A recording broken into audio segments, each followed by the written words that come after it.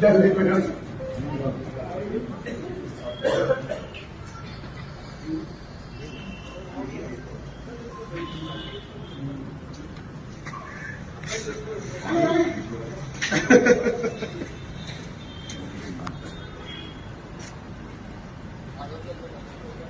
coffee